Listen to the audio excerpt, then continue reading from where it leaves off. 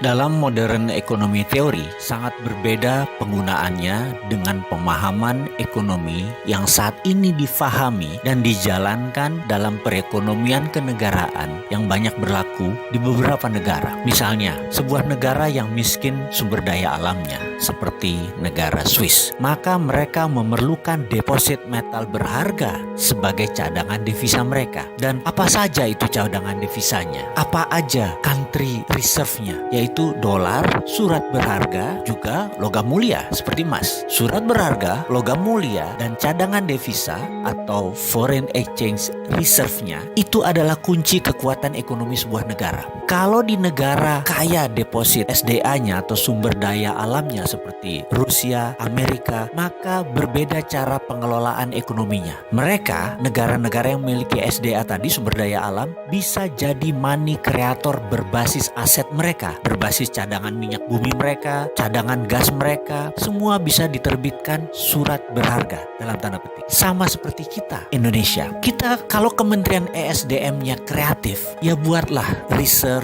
issuer atau penerbit kekayaan negara berbasis minerba. Kita kan punya SKK Migas, Satuan Kerja Khusus untuk Migas. Itu adalah BUMNK sebenarnya. Paham kan? BUMNK, Badan Usaha Milik Negara Khusus. Seperti zamannya Pak Ibnu Sutowo dulu. Kalau lupa nanti saya jelaskan di chapter yang lain. Mengapa kita ke depan tidak buat SKK Minerba, Satuan Kerja Khusus Minerba, atau bentuk lain dari Badan Usaha Milik Negara Khusus Minerba, mineral dan batu bara. Cara kerjanya adalah tugas pertama mereka adalah menghitung aset negara berbasis mineral batu bara tadi dan menerbitkan surat berharga. Nanti siapa yang beli surat berharganya? Ya negara Indonesia sendiri, Kementerian Keuangannya. Itu semua adalah untuk fondasi underlying money creation. Setelah Bappenas menciptakan proyek berlapis, ini sekali lagi kuncinya. Badan yang nanti akan berperan penting di atas Bappenas adalah Sesdalobang, Sekretaris Pengendalian dan Pengelolaan Pembangunan,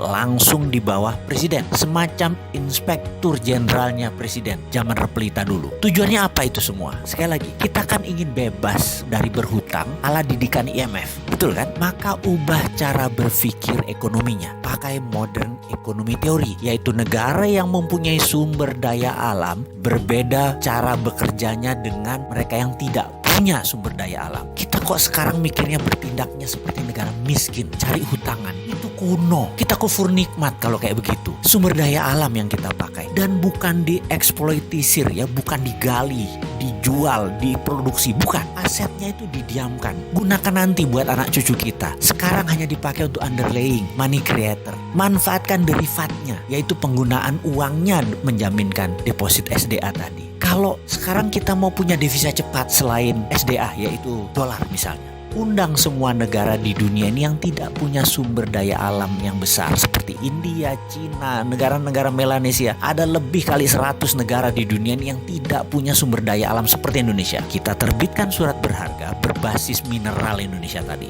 Jangan sebut nilainya, sebut saja jumlahnya. Lalu katakan mereka akan membeli 5%-nya atau senilai 200 billion dolar. Bisa saja, ya kita kasih suratnya, dan surat itu sama mereka nanti diapakan. Secara praktek modern ekonomi teori, itu untuk underlying money creation di negara mereka tersendiri. Terserah mereka mau cetak 10 kali lipat, 100 kali lipat, toh tidak akan diambil aset tersebut, di mana mungkin 100 tahun ke depan nilainya ya juga naik 100 kali. Kita sepakat, misalnya yang 20% aset nasional kita tadi, kita jual ke negara lain. Itu namanya sovereign wealth fund versi modern ekonomi teori. Amerika itu pakai sistem ini. Buktinya mereka tidak pernah tuh sedot atau gali tambang mineral mereka, minyak mereka nggak pernah tuh. Paling-paling hanya 20% hanya untuk ekonomi mutar. Lalu misalnya lagi, apa yang Pak Karno lakukan di tahun 1955? Yaitu akan memanfaatkan mineral ini untuk kekuatan ekonomi. Yuk ulangi lagi. Namun sekarang caranya lebih elegan. Dunia tuh butuh Indonesia. Dunia sudah tidak butuh negara yang suka perang seperti Amerika. Negara juga tidak butuh negara Cina yang menjual utang ke negara lain. Jadi masa depan adalah era bergandengan tangan, era kolaborasi, dan Indonesia punya yang